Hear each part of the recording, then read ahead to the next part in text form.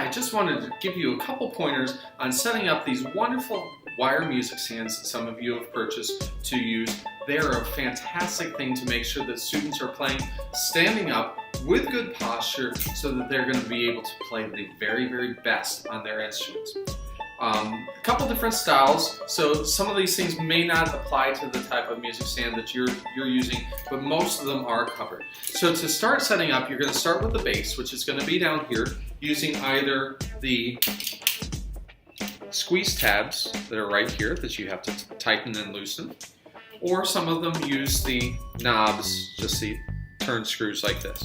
First thing you do, you set that up with a nice wide base. You don't want it to be too narrow because you want to be stable. So a nice wide base so that it's stable. You tighten that down. Next thing you're going to do is you're going to take the top. You're going to fold that top over. Or if you have one of these, you're going to attach the little blade into the holder right there. Put them together just like that. Now this is the most difficult part of setting up a music stand, and sometimes where people end up breaking their music stand when they go to put it away, is the stand itself folds together and open like this. And then when we fold it back up, this one works pretty nicely that it just folds together.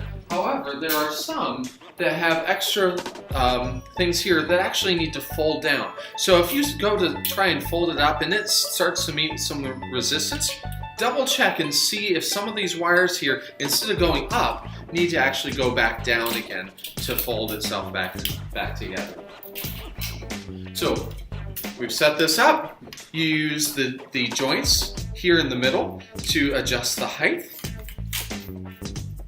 And my general rule of thumb for adjusting the height is you want the student's eye level to be right at the top of the music. So obviously this is a little too low for me.